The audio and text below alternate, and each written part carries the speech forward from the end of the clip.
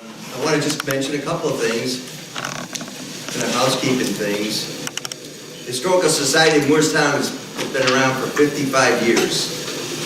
And we're dedicated, we're an all-volunteer organization, dedicated to preserving the history of Moorestown and its people. And we've done that in a number of different ways, such as sponsoring events and activities like what we're going to be here to discuss tonight. We do fundraising in a variety of ways. People make direct contributions to us as part of their annual giving efforts. From time to time, money is left to us by members of our organization who have passed away.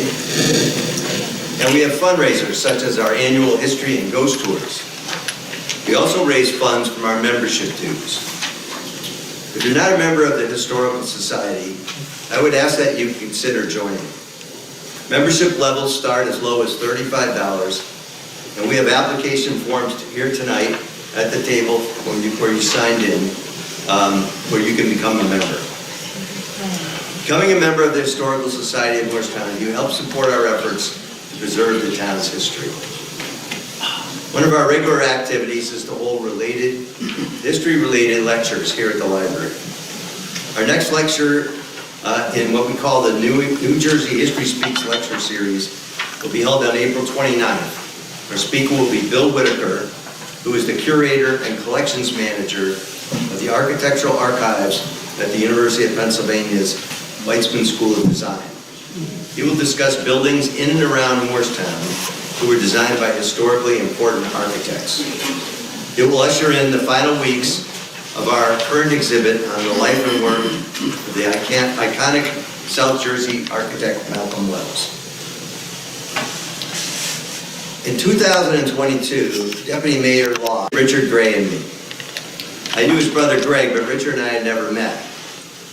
Shortly after our initial conversation, we met with Stephanie Hers of our board at our headquarters, and he laid out his plans to preserve the history of the West End Center, which he's going to discuss tonight.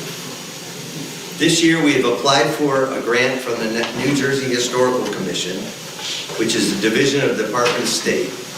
And we've been notified that we were one of only 7 historical districts, societies rather, statewide, to have received one of the 25,000 grants, which will be used to fund the project that Richard will be speaking about tonight.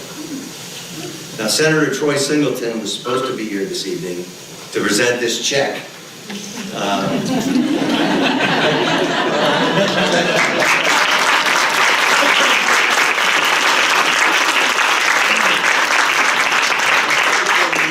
You may have read in the newspapers, Troy's had a death in his family and cannot be here. We send him our condolences and also our thanks for his support for programs such as these that are being offered by the New Jersey Historical Commission, which makes efforts like what Richard's going to talk about tonight possible. So I'd like to call on Councilman Law, Deputy Mayor Law, and Councilwoman Sue Mammarella. And I'm grateful for them to be here tonight to present Richard and I with this check from the state of New Jersey.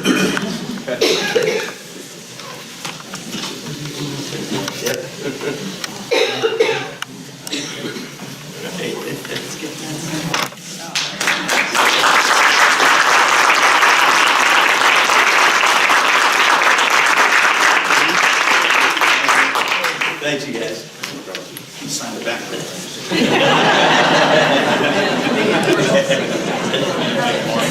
So now about our speaker tonight. Richard Gray is a Moorestown native. I think almost everybody here knows him. So he doesn't need any, literally doesn't need any introduction. He's a Moorestown native and currently serves as the Director of Community and School Development at the Center for Collaborative Education, and he's a lecturer at the Columbia School of Law. He has a bachelor's degree in history from Brown University and his JD from Berkeley.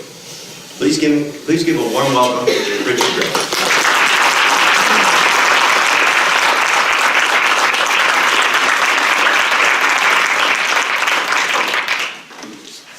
Good evening, everybody. Good evening. Okay, that's unacceptable. So I want to start by saying that when Lenny asked me to do this, I was really honored. I was really nervous about it. And I speak in front of a lot of people, but this is a different kind of crowd. You're going to tell me exactly what I'm going to say. But more importantly, I think the name of the title is Remembering the West End Center. And I think it's really operative to say that because I was only 6 years old when the West End Center was closed. And so my memory of the West End Center is that of a child. And I realized that some of that is because I do have some memory. I remember playing knock hockey in the West End Center. But I also think because there were so many stories told by my elders, I feel like I actually experienced it. And so I wanted to say that because my reflections really are about the stories that I'm going to tell about the West End Center. I'm not a lecturer up here who's done a lot of study. And in fact, I'm looking, there's at least a dozen people who could get up here and do what I do from their perspective that's here. And I think that's an important part of the story, that I'm not telling the story of the West End Center, I'm telling you a story. And and I would actually sort of say to the Historical Society that maybe we have a running series of people coming up and telling these stories. Because in some ways, the story of the West End Center is through everybody telling their version of it. There was a show that came on a few years ago. It was called Dear White People, about kids in college. And an entire season was about one event. But every single episode was told from a different person's perspective. And at the end, you saw what happened, right? They just showed you. But you realized that you really wouldn't have understood that event if you hadn't seen it from everybody's perspective. And so I want to say that the telling of the story of the West End Center my story is just an act, but it really is a process of people telling their stories over and over again. And if I had told you these same stories 30 years ago, they'd be different. I have a different perspective on what's going on. So it really does need to be a constant telling of stories by as many people, and we'll talk a little bit more about that. The other thing is that I realize as I teach now, as you get older, you realize that there are kids who are describing periods of time that you lived through, right? And I had this great student. He was describing the 80s. And he was both accurate and wrong at the same time. And there's a part of it where he got the details right. But there's something about actually being there, the texture of being there. So I'm saying these things knowing that some of the things that I might say come from a perspective of somebody who didn't live them. And so I would also challenge people to be able to say, let's get our stories out so that my story isn't the only one, and our project's going to be about that. The last thing I want to say is that telling the story of the West End Center Community Center is a microcosm of that entire community. It represents that community. In some ways, my identity as a person from Moorestown is tied up with this institution in ways that I think are inextricable from anything else. And it's not just that the center is a sacred place, but the land that it was on is also a sacred place. Like when you step onto it, it feels different. There's stories that come from it. There are memories that are involved. And I was thinking about, is there a reference that I could give that might be sort of more universal? And I began to think about, if you were born in Moorestown at the same time I was, and somebody who just came to Moorestown 20 years ago, and you were on the corner of Church and Main, and you walked down towards, like you're going towards Mount Laurel, and you looked at Memorial Field, I'm going to see something different than what you see. Right? That, to me, that's sacred ground. I used to actually just go there and sit, and I told the story at my mother's funeral that happened on Memorial Field. I watched my brother and I watched people play on Memorial Field. I knew that my uncle and my father played on Memorial Field. I'm not even going to talk about the RV Moorestown game, so sensitive to what was being in Moorestown, right? Or the hearing the clack of the players come down the street when they were coming down, the parade you would have if they won. This is a seminal part, right? And so even if there was something else to come on that field, there are those of us who say, now you got to remember that history, right? It can change, but somehow that's got to be acknowledged and memorialized, because so much of what happened on that field is central to how you define yourself as a Moorestown. And so for me, and for many of us, the West End Center is the same kind of feeling.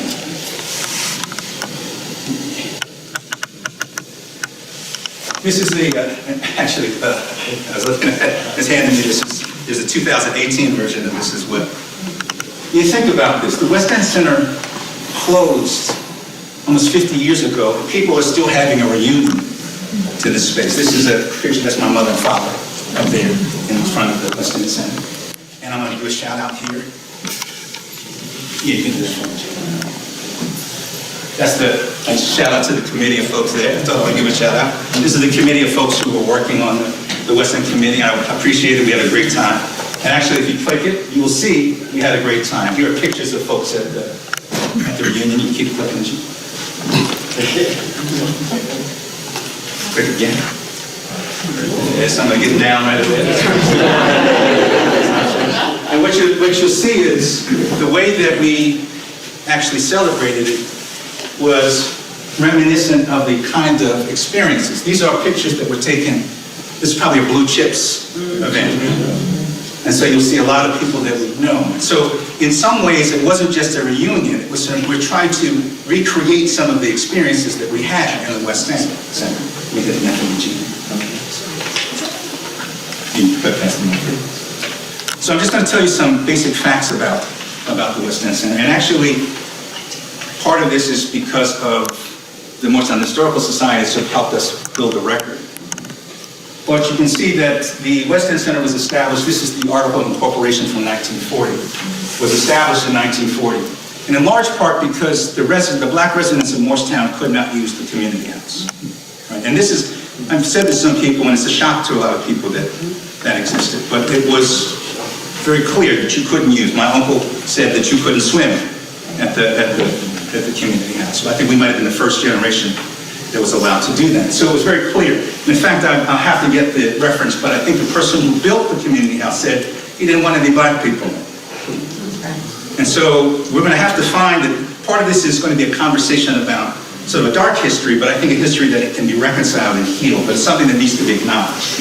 But because of that, through the efforts of Mr. Adams, and Ms. Yancey, who were, Mr. Adams is the longtime director of the community center. Ms. Yancey was a teacher at the No. 7 segregated school, longtime educator. They were able to get a township building that's at 425 North Church Street, and it was converted into the center and opened in 1944. For 25 years, the center was a safe space for people to collect and gather, to share and have a good time, but also to do purposeful events and collective work. And it was a place of comfort for the community. And for those of us who aren't here, the center's literally across the railroad tracks. Everybody knows those railroad tracks, that you cross the railroad tracks. The railroad tracks, the packing house, which was a big, those of you who don't know what the packing house, there used to be a big packing house that would have all these big, huge crates. Big chunks of vegetables. We used to think that the folks who worked there used to say, don't climb in those crates. We just thought they were just adults, just being arbitrary. Until we walked over there one time and said, oh man, looks like a dog got hit by a train. And we looked over, it was a good size. About this, and they said, we saw the tail. So that's no damn dog, it's a rat. The rats were climbing in those crates, so they were trying to tell us not to be there. So that was a very effective tool. But literally on this side was a safe side. And so this was a community center that was responding to a community that was segregated. Now something happened from 1944 when it opened to about the 1960s. Right around that time, the country and I guess the town's relationship to segregation changed. And because of that, the West End Center, which was a segregated center, came under scrutiny. It was seen both as a valuable source in the community, but also pushed up as a symbol of segregation. And there was this ongoing debate about whether it should be closed, whether it should be refurbished. Some people thought it could be torn down and have a new one, although many people said if they tear it down, there's not going to be a new one coming up. So, but there was an internal debate, even within the black community, about whether this should stay. But ultimately, it was closed in 1968, and the building was raised around 1973. I might have that date. Click again. Now, if I was just giving you a lecture or talk based on what the public record is, I'd be done now. Because pretty much this is all there is in the record about the West End Center. But for some of the recent efforts of the Historical Society, it would be even less there. And so we're saying that there's limited information, public information about the West End Center. But what we do have is there's a box of actual first-hand records, budgets, minutes of the West End Center that are at the Moorestown Historical Society. So as a part of the grant that we're getting, we want to be able to digitize those and turn them into a publicly available database so that people can begin to look at them and analyze them, and also to preserve them. And we also want to do outreach to people within the community, because you see this picture here? This is a picture of my Aunt Virginia and my Uncle Bernard. And the reason why I'm saying that we need to get it to people's attics, my Aunt Virginia told me, said, you know, Richard, I got a call from somebody who was doing a book about Moorestown. And they said they cannot find anywhere a picture of the West End Center. So we can't find it. So that if you go to that book, you'll see a picture of them because just about every black person that was married that time has a picture in front of the West End. My parents had one. This is where all the wedding receptions were. And so a lot of the records, the photos, actually I was just talking to Kevin, he said that the article of incorporation, he said, I think it's in my father's record someplace. Right? We have all this gold that is in people's attics and basements that we need to get out, because what ends up happening is when people pass, people don't know that that's valuable when it gets thrown away. And they say when an elder dies, it's like a library burning. And so we have to begin to try to capture that. That's interesting. We already played this. You can hit the. This is sort of the. These are actually speaking to that point. When my Uncle Bernard passed, my Aunt Virginia handed me this envelope that had. Actually, it was a VHS version of this. And it had all of these mixed. Well, it also had, he didn't split them up, so it also had some Vacation, the confirmation. Dave Robinson, that he played at Penn State, the Indianapolis 500, you know, so. But I was able to pull out, and what you're seeing here is the West End Center activity. You can see people playing cookout, you see guys playing baseball. It was a place in the community where people gathered and built community, played together. And the play is going to be sort of a consistent theme. We'll come back to this. There were some core elements of what the West End Center provided. And again, this is going to be my own analysis of it, and I'm putting it out as sort of a frame the way that I saw it. There were some core elements. One of the core elements was that it was a center that was responsive to the needs of the community.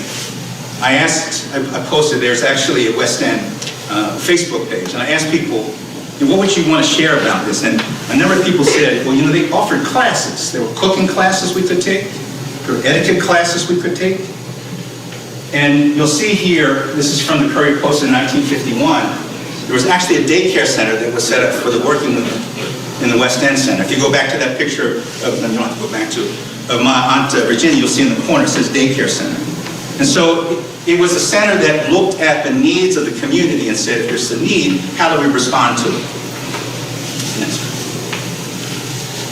The other thing that this center did is that it created something that I call a purposeful play.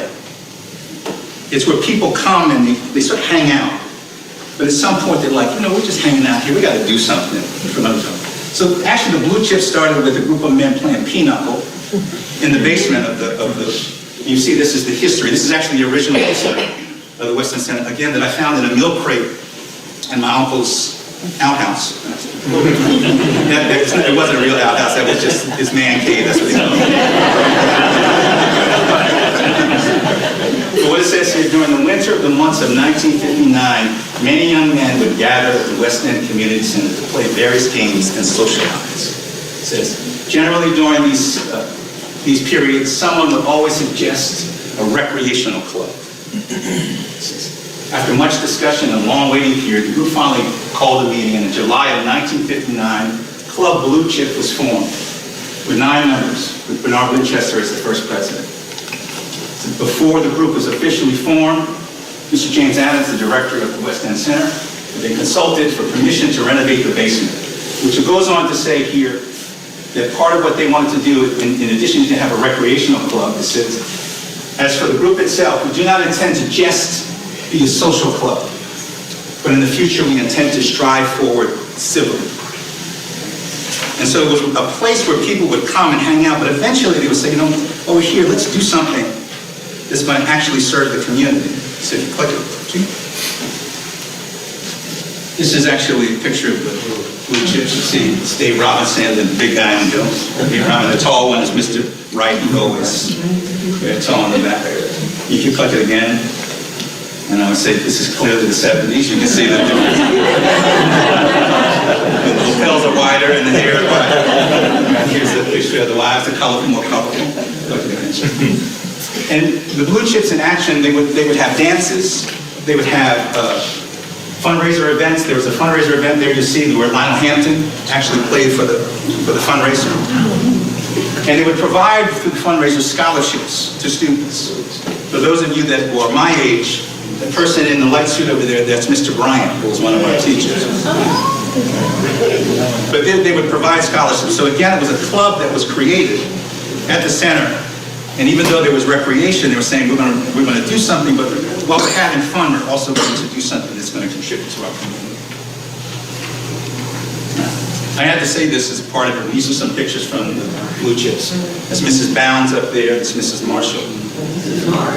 One of the areas that I think should be of study is there is a long history of Black women educators in Moorestown that I think is worthy of lifting up.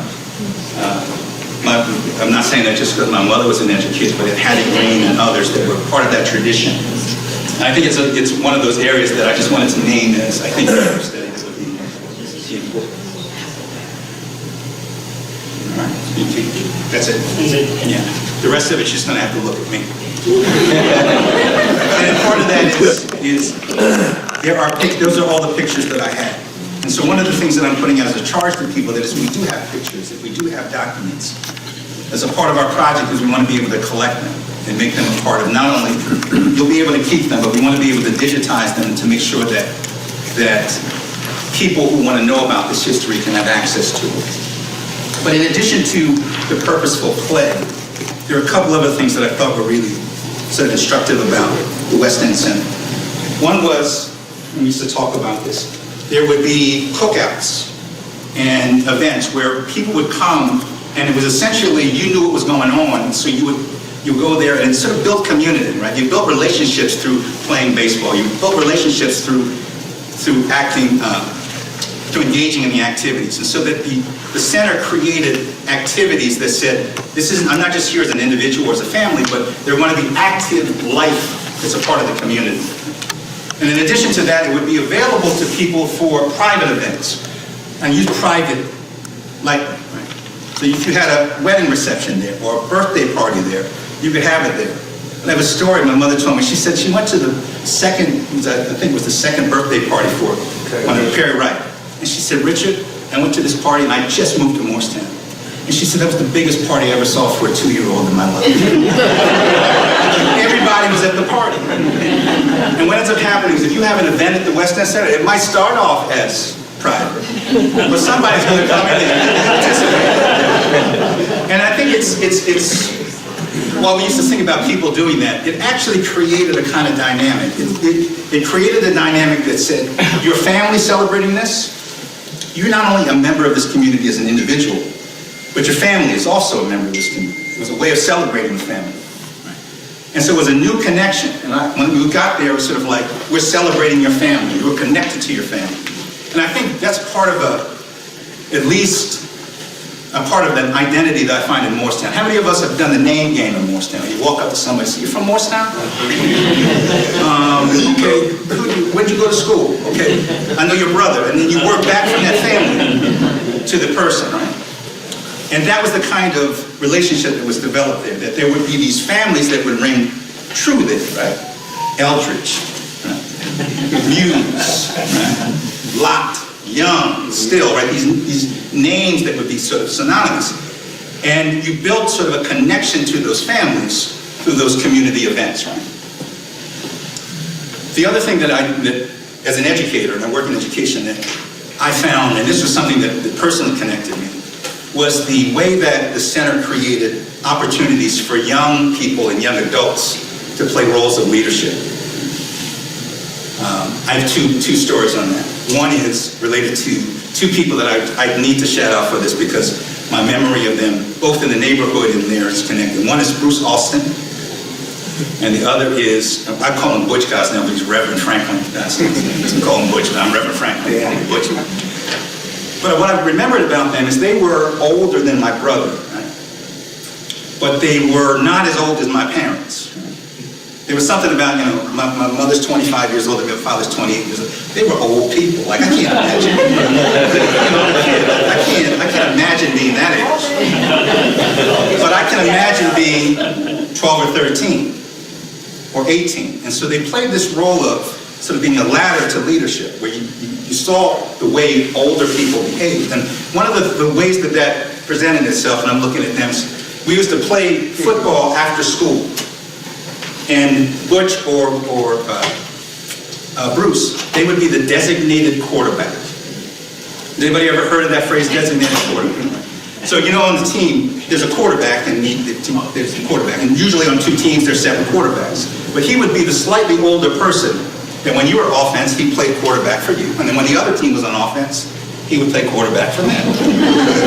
Now, normally that would be considered sort of anti-competition, but somehow it worked. It worked in part because his role really wasn't that of a player. He was almost like a player coach. He was in the game, but he actually was instructing. Like if somebody acted, come on, he didn't hit you that hard, man, just shake his hand. Like there was a role he was playing and actually guiding you while he was playing. And I think that this was, while it happened, I don't think it was accidental. Because I think I came out of that kind of upbringing that I felt I always had a responsibility to people who were younger than me. There was a role that you sort of set up that when you come into a community, you're not just responsible for yourself, you're responsible for the people behind you. And it created a sort of a dynamic where you had to be the designated quarterback in certain places to be able to play that role. And so you didn't think about it as a kid, you were just playing. But in reality, you were learning something about the role that older adults play with younger adults, teenagers. And it helped you begin to think about it and move towards the path of what you're supposed to do as an adult. I really want to get to the questions because I really feel like I want to hear from people about what's going on. But there were 3 things that I wanted to sort of end with and talk a little bit about the project. And I said, you're going to talk about the project.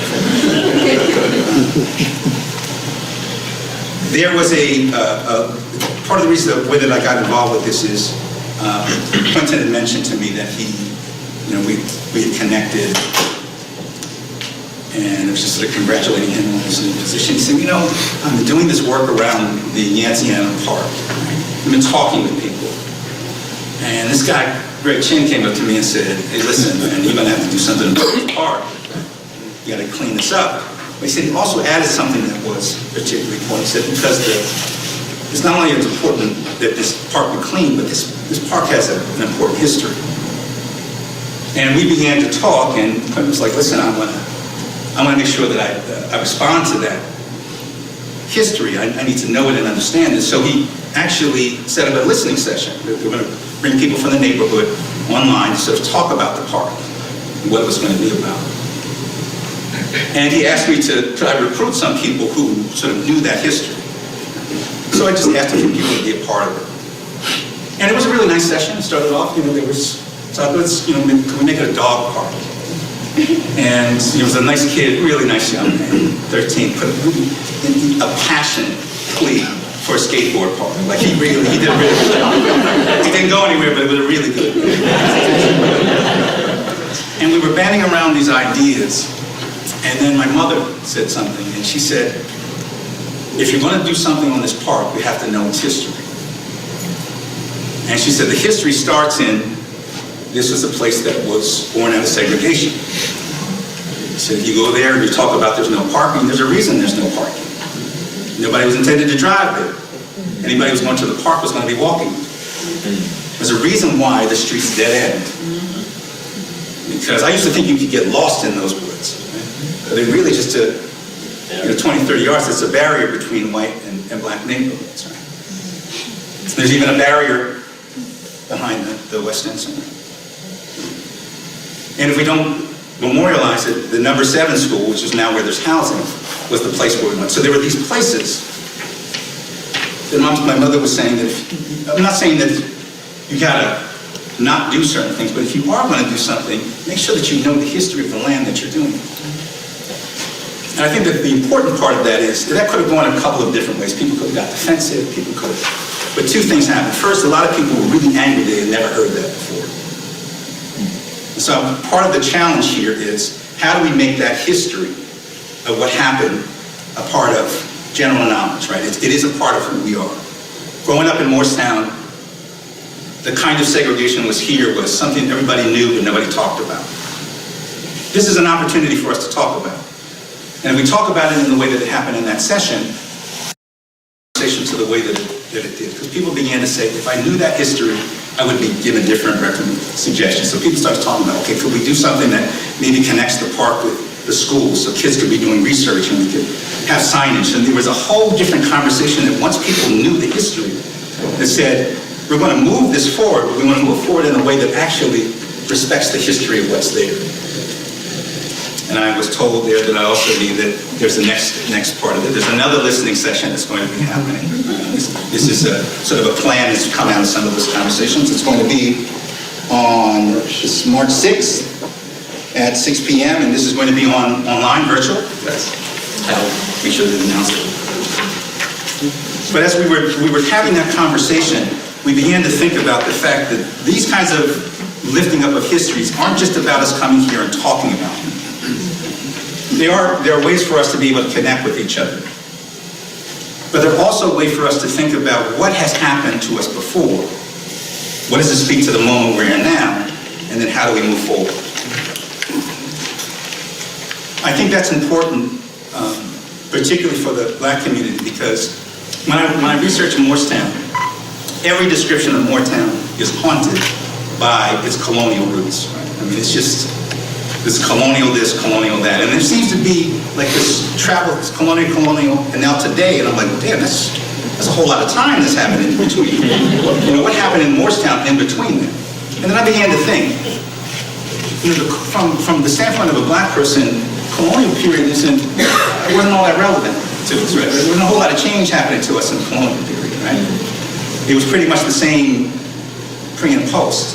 But I began to think about the period of time when the West End Center. The West End Center started right around towards the end of World War II and existed through 1968. And I would actually connect the history of the West End Center to the development of Maple Dawson. There are direct connections to how Maple Dawson was developed and how that connects to the West End Center. So I would even extend it into the 90s. That 50-year period, to me, there were dramatic shifts and changes that happened for Black people in the country and here. And so for us, that is actually a more seminal period to study than the colonial period. It's a place where there were all kinds of changes in our legal status. My father came back from the Korean War in the 50s, right, and was here. And his status changed between that. I was born before the Civil Rights Act, right? Status changed. There were big events that happened that impact the way we, and so not understanding that part of our history and how it connects with Moorestown means you really can't understand the community of Moorestown. And the impact of that wasn't just on the Black community, because it wasn't like there weren't white folks who did come to the West End Center, right? who would come and participate. Black Moorestown is a part of Moorestown, right? And so if we're not studying that, we don't know the connections that each of those histories has to each other. I also think that one of the challenges we have, we often think of histories in terms of people, and that's true. But in a lot of ways, these are stories that are really embedded in the land.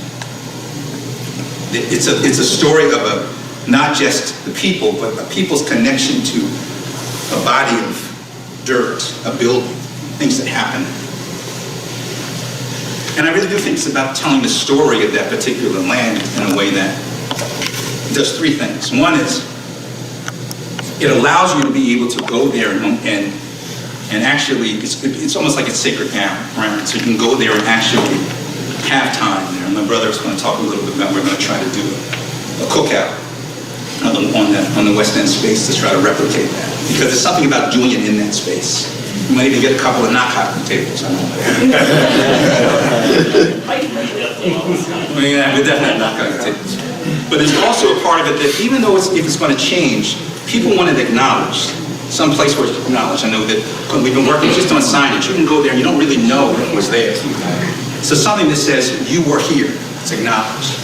And where it's memorialized, where you can also go and say, well, not only you were here, but who were you? What were you doing? And then there is, I think, with certain places, there's a need for, even if the land use is going to change, that it changes in a way that's consistent with the principles and values of that land. New community needs to be served, but it should be served in the community. New kind of community events because it's a different community, but there should be community events nonetheless that build relationships. Services that could be provided. So I think there's a way of us really looking at that period of time of segregation as a real paradox, right?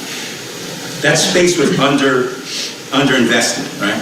There were disinvestment. And so we've talked about the fact that you just can't talk about coming and saying, well, we're just going to give that land. We have to sort of say, what did we not give it before, and how do we make sure that we get it up to? It sounds a little bit like reparations, and maybe because it is a little bit, but it's reparations for the land and whoever uses it. But there's also another thing, and that was the challenge when we did close it. And my mother used to talk about this all the time. She would say that, we would just do things, not because we knew, we just did it because our parents did it. And their parents did it before. Right? And so we knew we were losing something, but I'm not sure we knew exactly what it was that we were losing. And so how do we begin to look at the different programs that were happening with the West End Center and say, well, even though the center closed, we didn't have to stop doing those things. Is there a way that we can bring them back and make them a part of the life in Moorestown? And so a part of the project will be not only us working with the Moorestown Historical Society, but intentionally, and I think this is one of the reasons why the grant makers gave it to us, we're going to be developing relationships with the two remaining Black institutions in Moorestown, Second Baptist Church and Bethel AME, to collaborate with this Historical Society to be able to say, how do we begin to look at the West End Center as the beginning of us documenting that history? There's a history of the churches themselves. I just was a part of 130th, when it came to that, 130th anniversary celebration of the Second Baptist. And there are all kinds of stories that we could be telling and documenting. The story of Farmdale, right? The Black engineers who were working at RCA and Farmdale. Right? The story of Number 7. Lenny even told me the story of, what was the name of it? It was called the Prospect. Was it Prospect Club? The Progressive. Progressive Club. Has anybody heard of it? What's it called? Progressive Club? Yeah. Has anybody heard of the Progressive Club before? It was actually a club that was eerily like the West End Center that predated it. I think it was in the early 1900s. And if we don't document the West End Center, 30, 40 years from now, I'm going to ask that question about the West End Center, and I'm going to get the same response. And so part of this is really beginning to figure out how we do that. And so it's the main part of it, I'm going to go very quickly through. We talked about digitizing the records. There's some fascinating records there that talk about the summer program, has the number of kids who went to the West End, and has it compared to Roberts and the other places. I saw my mother's name. I didn't realize she was the head of the program. And then I said, why is she not, I read she was here from 61, 60. Then I realized she was out when she was pregnant with me. So see the records. But they should be digitized, and we're looking to create, both at the Historical Society and hopefully maybe at the churches themselves, exhibits that actually have documents and artifacts about this period of history. And there's also an opportunity for us to look at the connection, and I think this is important for me, because I was a part of this was a segregation, desegregation. I was a part of an integration effort. And if you read the record of Maple Dawson, you see that Maple Dawson was created in response to a lot of the questions that happened. There's a reason why there's a tennis court in Maple Dawson. I remember coming up and saying, wait a minute, they put in a tennis court. Anybody in the neighborhood plays tennis? Right? And it was moved to Maple and Dawson because it was intentionally put in a place that was between a black and white community. It was intentionally trying to bring together races. I don't know why they didn't put a building on it. That was one of the things I used to wonder why they couldn't have a building. Because at one point, we were Baker School. When we transitioned and we went from being West End, we were Baker School. And so if it rained during the summer, we could go inside of Baker School. But when we became Maple Dawson, if it rained, that was it. We didn't have any place to go. And so there are all kinds of questions I think we have about how and why that happened that I think need to be answered. And one of the great things for me, and I think the exciting thing for me, is there's all kinds of stories I don't know. And we'll talk to my uncle, talk to people my elders who are here. And so one of the main things we're going to start with is we're going to try to get 5 to 7 video interviews of elders, folks who were in there. And here's the thing, I was a baby, there, and I'm 60, so, the elders is relative. But to begin to document it and make sure that happens and start that as a part of the record. And also to be able to think through ways that we can link the history of what happened after the West End Center to the West End Center and what happened before. And I have to say to you, my understanding of even Black Moorestown sort of ends somewhere in the 90s because I just didn't have as much connection. But I know there is a history. There are things that have happened to people. And so this also becomes an opportunity for us to have some continuity for people who say, I came to Moorestown later. How can I link my experience with the experience of others? My brother said he heard something, you mind me saying this, Jim, he heard something that sort of shocked me. That some of the people who have moved to Moorestown, might have even been here for 15, 20 years, refer to folks who have been here longer as townies. As townies. Like there's a disconnect between us and them. And to me, that's something that is a challenge for us, but I think it's a surmountable challenge. That we need to build a connection between us and now. And I think part of what happens when we say history stays as history, we don't try to figure out how to bring it forward. We end up realizing that a lot has happened in 300 years. And a lot of people's experiences are connected to that. And more importantly, a lot of people's identity in Moorestown is connected to events like that. And so the more we're able to actually pull those things and flesh them out, I think the more opportunity we actually have to be able to create a more unified sense of who we are. Last thing, I want to really say that the project we have, and I'm saying this to Lenny, isn't the project. So you come up and say, Richard, can you do this and that? I said, we got 25,000, man. That's, I'll get you a sandwich. And help you out maybe with a meeting here. But there's a limit to what we can do with that. But what I'm saying there is, that doesn't mean there can't be other projects. In fact, there should be. That what we're doing shouldn't limit you. Somebody could say, I want to do a project connected to my parents. Part of what I want to be able to do, and this is the story I end with, was my aunt Marie Harvard, who passed away. She told the story, we have recorded.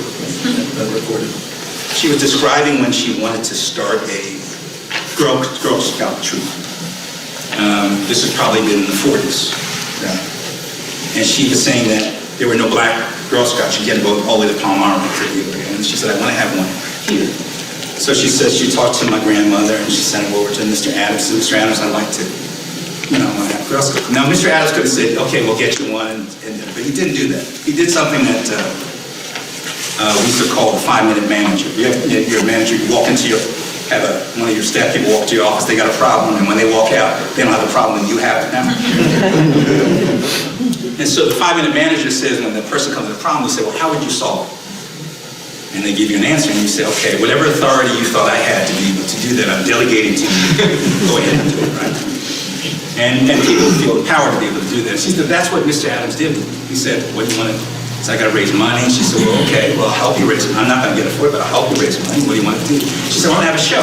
So she said, a show. She said, my father did lip sync to the ink spots, and they did a whole show, and raised money. And she said, we bought uniforms. And she said, Richard, I was only 15, but I was ahead of this troop at 13. She said, So Mr. Adams really sort of supported me. She said, that's when I learned to be a boss. And if you knew my Aunt Marie, she was a boss. And so there's a part of what I'm going to do with this, in my relationship with this project, is if you come to me, I'm going to Mr. Adams. Right? I will talk with you about what you want to do. I'll help you, but part of this is I want to see us actually do with this project what the community does. People didn't do for you, bless you. People didn't do for you. We created all different opportunities for people to be able to tell their own stories in their own way. Our job is going to be to collect them and digitize them and document them and make sure they're available to other people. So I'm really interested in the questions and the discussion. I thank you for the opportunity to be able to talk.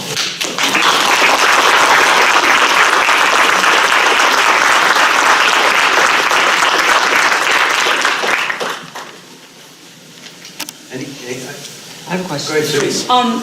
Thank you so much. That was great, and I always wanted to know, and I didn't know when I moved here over 20 years ago that there was a West End, and then I heard whispers, and then I didn't understand. I didn't picture that building as it. I pictured some kind of cinder block, building, but it was really interesting to see all this come to light. The very first picture of your mom and dad, there was a sign that said "In Memoriam." And given that that was a rec center, what was that about? Do you know?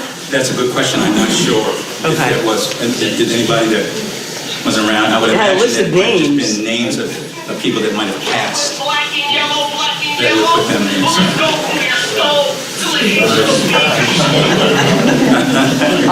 That's right. But I would imagine that it might just be that. But that's a good. See, and what you're asking is really good questions. Part of the record is we just don't know much about that, and so I bet you if we asked that, there's somebody who would be able to tell us. And so, and I guess my other question is, I did a lot of work on Armitage Sorden and his family, and from that, I found more direct descendants, and from that, I found someone who lived right on North Church Street, who now is in Nantucket, and anyway, I don't really know how to do an interview, but this man is 90 plus. He went to MIT. He was an RCA engineer. He was in the Korean War, and his son just dialed him and gave me the phone, and I don't know how to gather. well, just give us our name. I mean, those are exactly the people that we want to be able to capture. Okay. So. And he was sharp as a tack and remembered and wanted to talk about it all. Absolutely. Okay. Well, please, then we'll reach out and connect up. And it doesn't have to be questions, can also be comments, because I know a lot of people here have had some experiences as well. Please. How did people find out what was going on at the West End Center? I don't know that there was a publication that served them. Maybe there were notes in the church bulletin or something, but was it all word of mouth? How did it? Anybody who was around sort of know how you found out about things with just word of mouth? Word of mouth. You had a little bulletin board out in front. It was a little bulletin board. And most of the time, you just have to walk up and just wander on in. I mean, I was a kid too, but ahead of you. Yes, it's a little you. But there was a little bulletin board out there, and they would post some things out there. Not everything, but some things. That's what I remember. Most of the time they said, I only live 2 doors from the place. I mean, So you just had to open your window and look out, right? No, it was not open all the time, but most of the time it was open because I played a lot of bowling pool. Yeah, so I lived 2 doors from there, so I always knew when something was going on because I could hear it. Not that I could go. The interesting thing about the center is, in addition to being sort of a safe place for folks in Moorestown, it was also, it attracted people from others. So my uncle grew up in Burlington. People swear he actually went to Moorestown. He spent so much time there. So it would be the place where people would build connection. It was also a place, because it was a community place, it was a place that oriented people when they came to Cuba. My mother said going to the West End Center was a way that she got to know people, got to connect people and know the neighborhood. So it serves a sort of a community connection function as well. But thank you. Please. Who decided that it should be torn down? Who tore it down? And was the community consulted about it before it was done? Yeah, that's a brown liver conversation. It's a great question. It's a great question because there was right, and I'll show you. There's articles that sort of describe the fact that it was there were groups within the community itself that were sort of this is the '60s, and so there was sort of this push for DSA. And part of the other motivation is that it just was falling down, and it was just under disrepair. Yeah, they condemned the building, and so it was a matter of sort of this coming together of the building was falling down and the resources that it would take to be able to invest in it, and that the energy to invest it was sort of being sort of undermined by people saying it shouldn't be, so that it sort of fell. And I think the conversation about Maple Dawson was, and I think when it torn down, people still had the belief that there was going to be another building that could potentially be. So it wasn't torn down with the idea that it was going to go away, but it was torn down that this one was going to go away. And so I think there might even been some hope that it was. But again, I was not. They did give us another building. After they tore it down, there was another building. It was on Church and 3rd. It was called Corner 3. Remember Corner 3? Yeah. That was a building that they gave us in place of the community, so it never really... home ec building. Right. No, that was the high school. Yeah. It used to be the home ec building. It was a building. Right. Yeah, I thought that. It never really took off because unfortunately, out-of-towners came in, started causing a lot of trouble in there. But I do think your question is, that's something we want to be able to have a record. They quickly closed it down. So now we have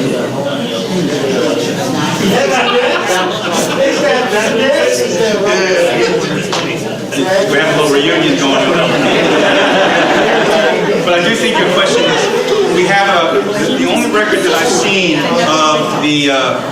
of it is there are a couple of articles in the paper that sort of describe the dynamics. But I also would imagine in the documents when I was reading, there would be more of a record, there'll be minutes, and so I think exactly what you're describing will come to light once we actually review and go through the documents that are there. Because I don't think people have really looked at those documents since the West End Center closed. And then hopefully interviewing people who were around could actually speak to the moment. So, I think to address that question, because I happen to be one of the old folks around during that period of the late 50s and 60s, and there was kind of a confluence of events. And I think number one was that there was, Richard mentioned about integration. Around I would say, the early 60s, we started swimming at the community's house.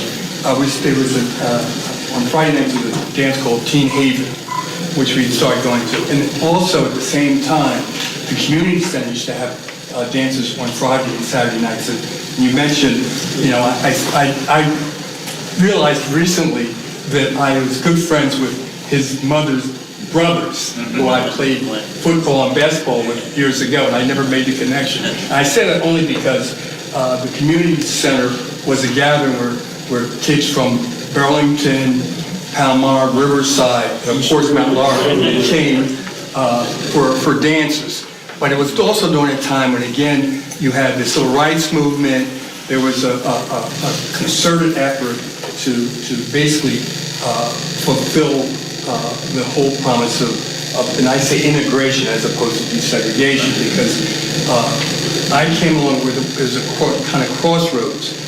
Number 7 had been integrated, though half the teachers were black and half the teachers were white. And then Robert School was opened up. And all these things were occurring at the same time, and the town ceased to provide financial support to the West End Center, and it started deteriorating. And then it became a debate: do you invest money in a building that's falling apart when the community in general, including the black community, had access to facilities at the community house and everything from, again, Teen Haven to the swimming pool.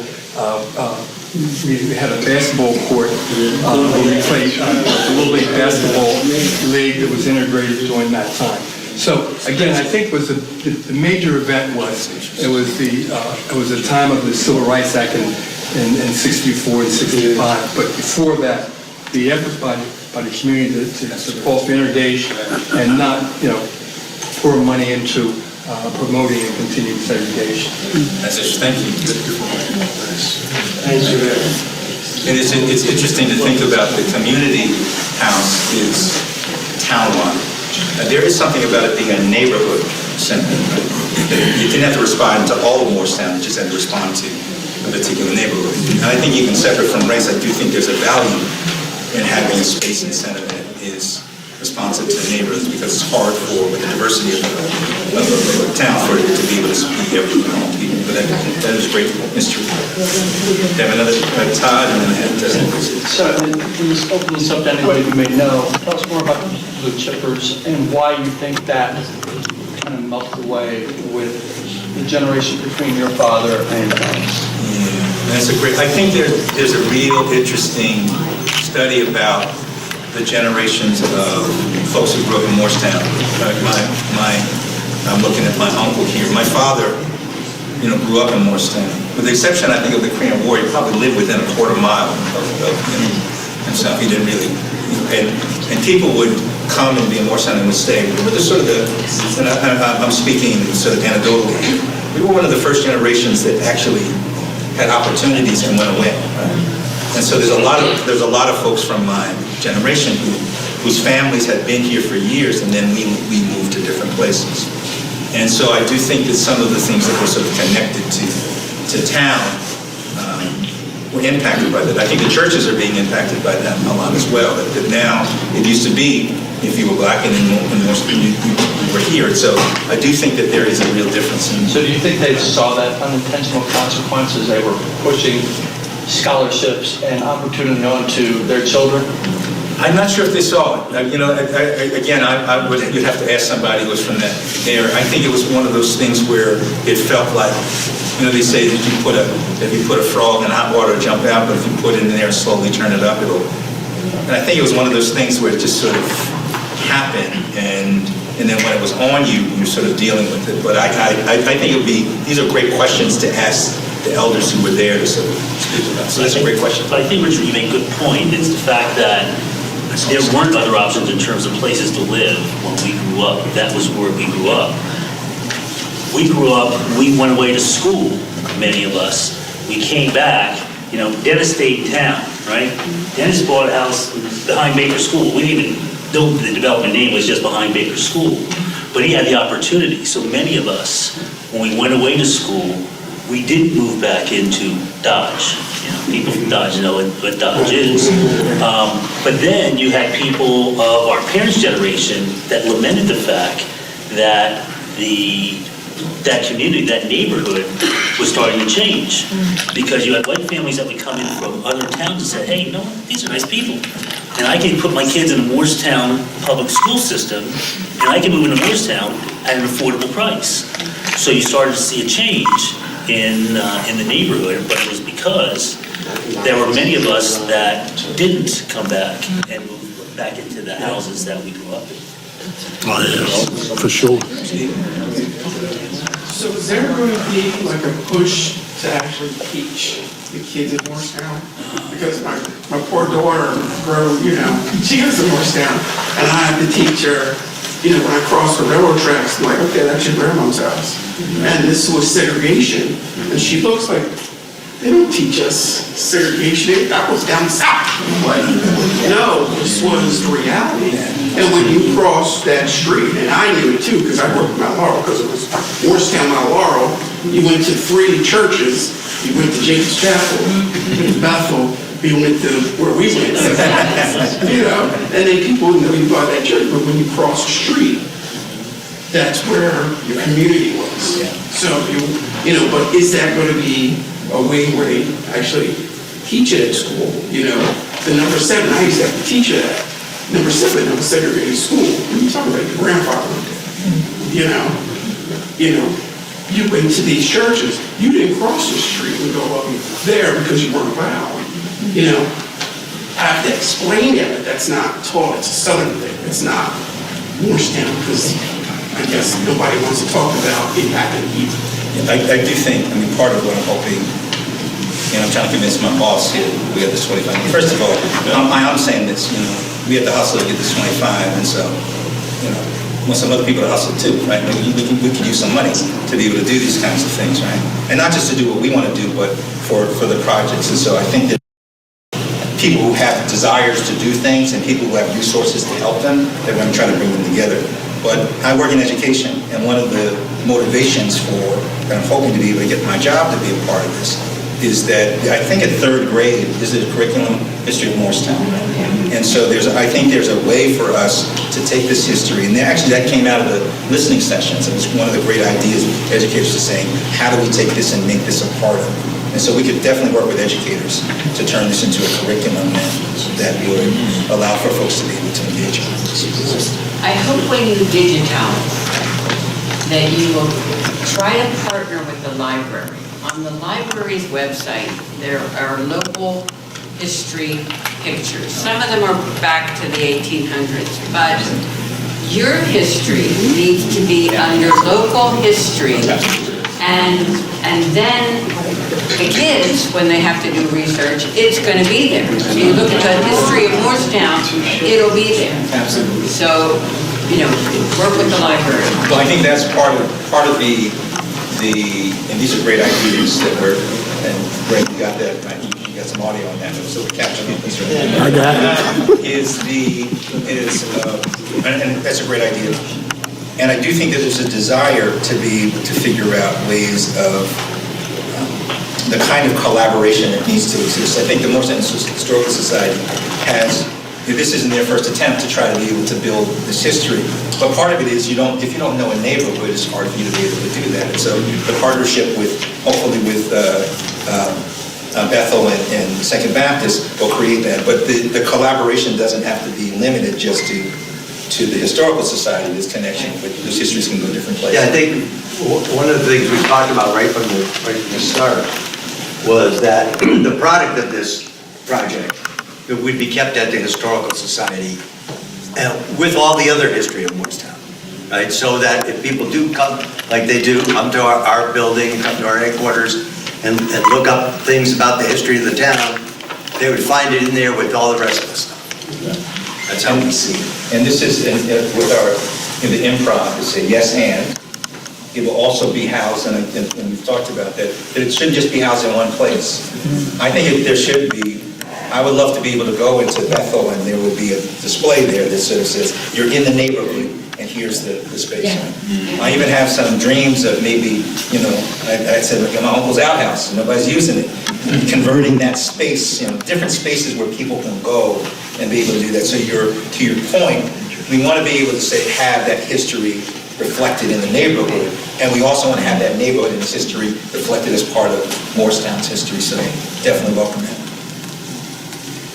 Anybody else?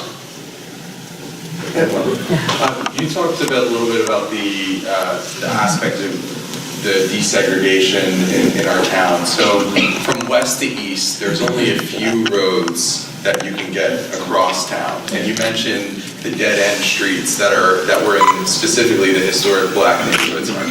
Could you speak a little bit to that? You went over it, but could you speak to that? I do think that you never really thought about it. This is the crazy thing.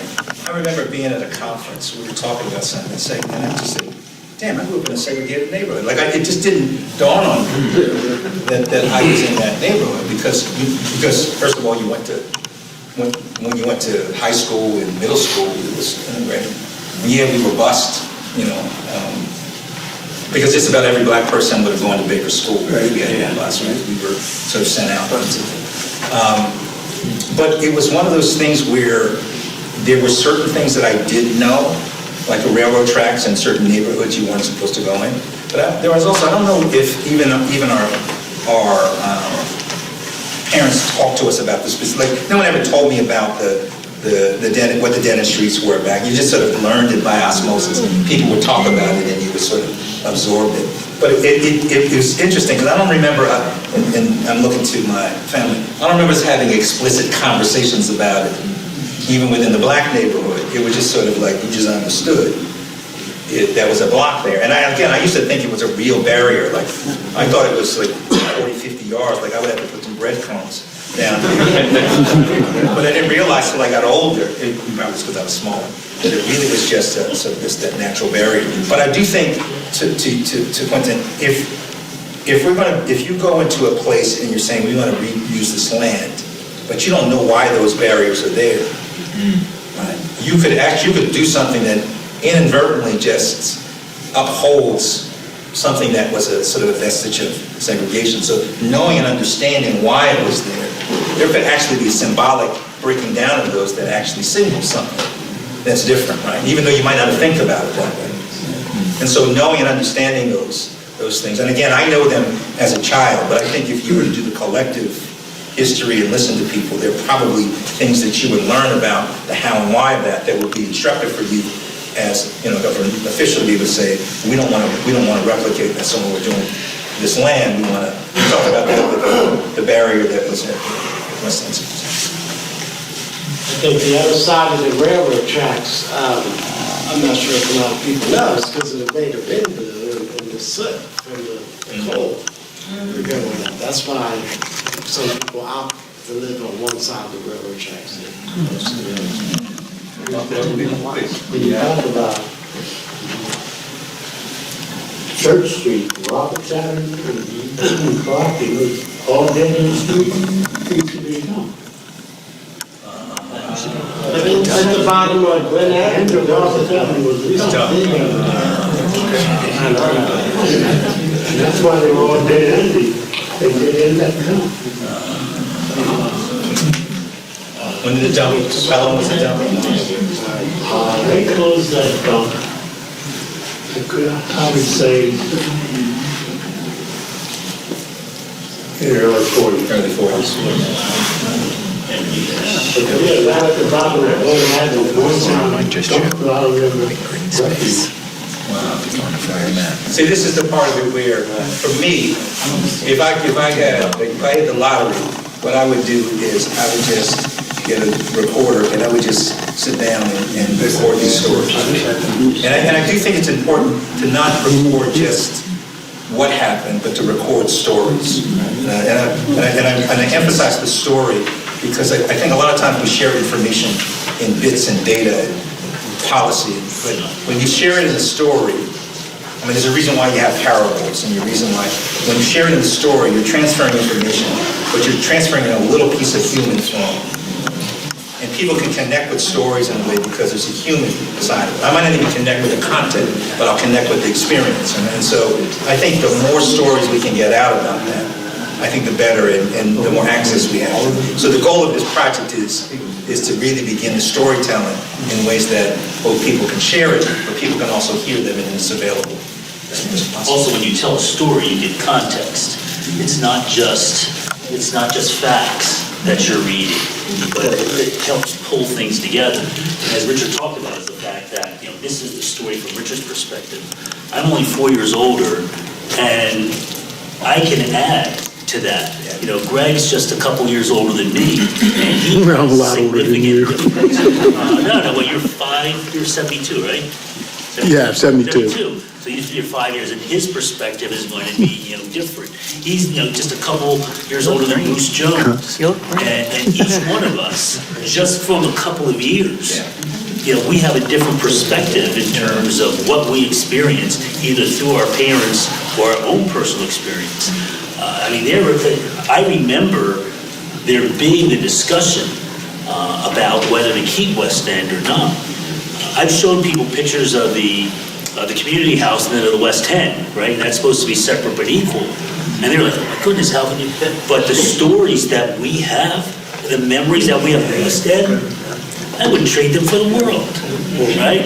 Every birthday party was there, every wedding was there, and it did bring people together. My dad, back in the 60s when the police officers was PAL football, so all the police officers had football teams. My dad had the Bulldogs, and that's what we practiced, but we had white kids on the team.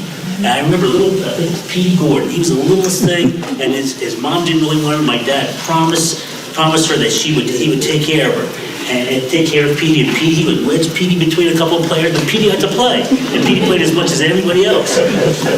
And that mom loved my dad because he gave Petey confidence and gave him an opportunity to play. The Tim Grovers, the Steve Dows that came to birthday parties came into the neighborhood.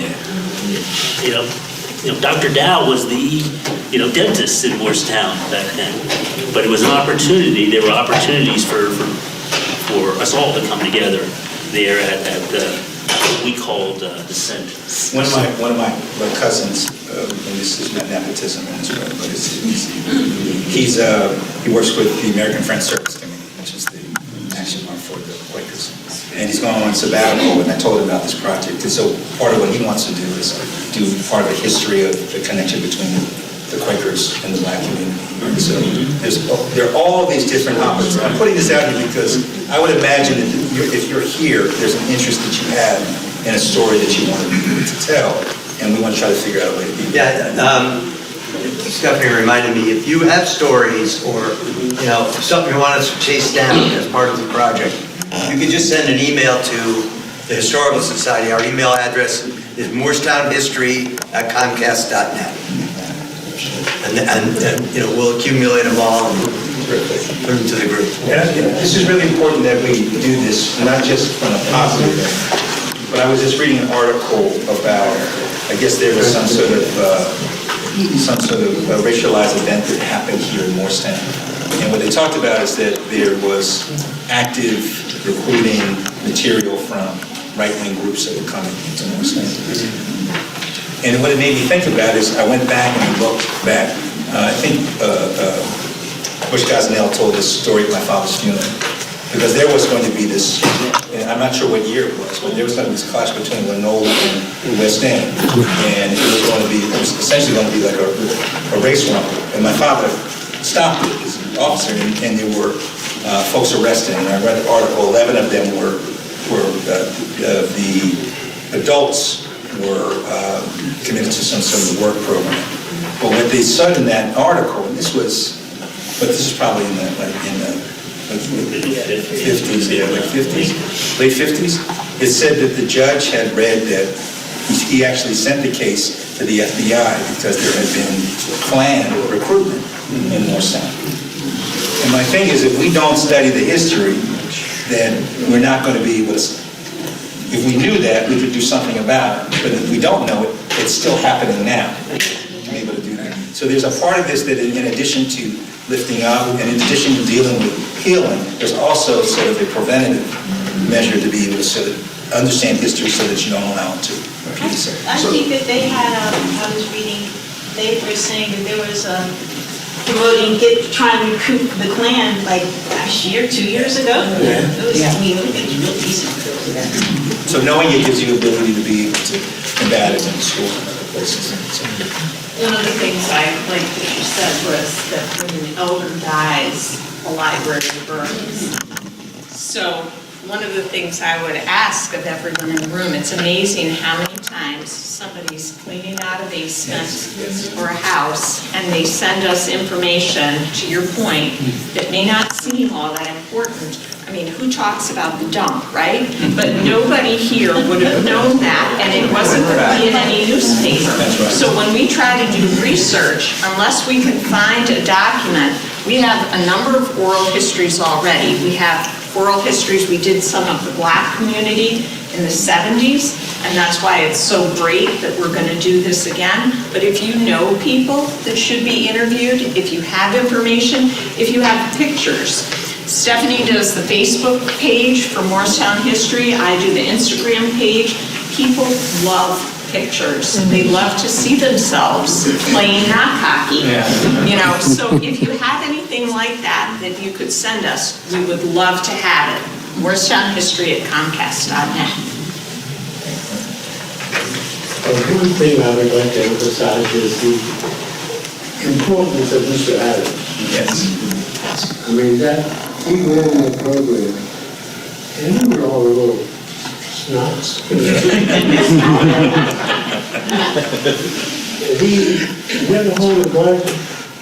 You know, when I was going into papers, and I needed they gave you a list of things, it was like over $200 worth of equipment that you had to have if in fact you were accepted to the academy. He said, I just put me in his personal car, took me to Philadelphia to the Army Navy School, and I don't know, well over $200. I had everything I needed to go to the academy. And I was just out. Just so you know, my father was the third black to join the state police in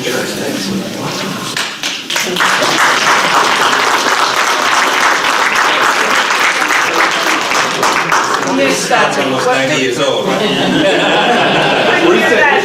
We couldn't hear that back Repeat there. He said, what Stephen just said? Yeah. He was the third black state trooper in New Jersey. Uncle Pete, Charles Gray, was the third black state trooper in the state of New Jersey. This gentleman right here.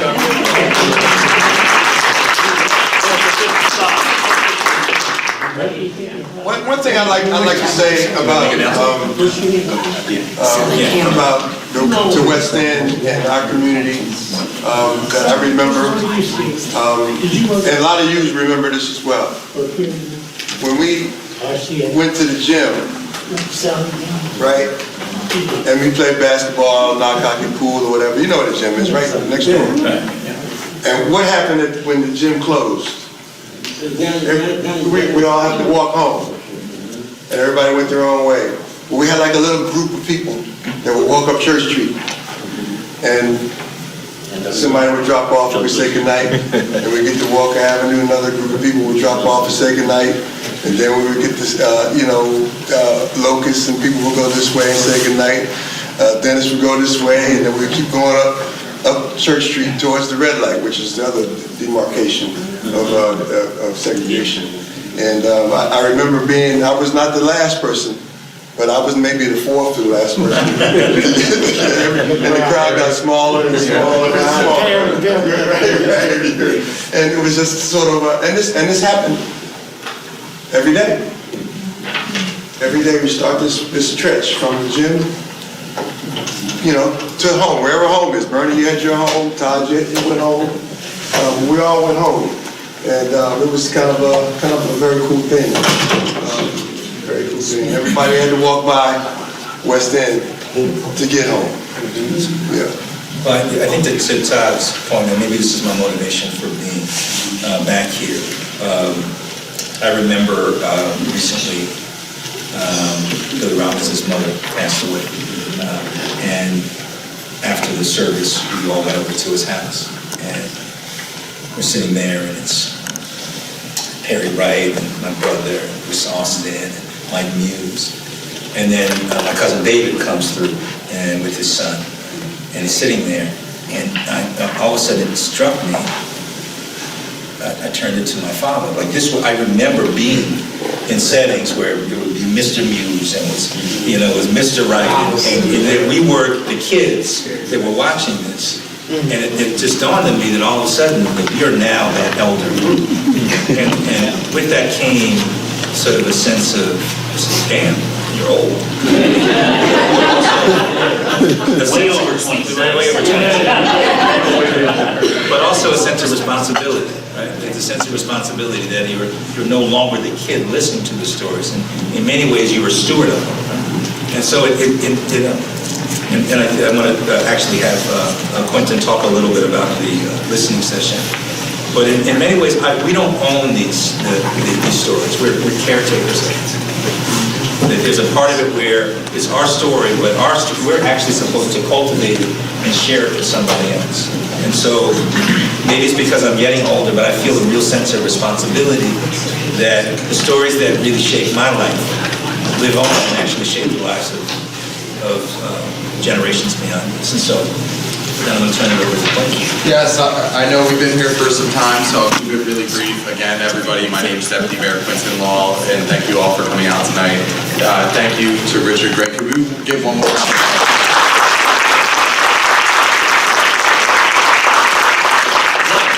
Don't know is that this was a grant that Lenny, the Historical Society, and Professor Gray worked on, but applied for multiple years.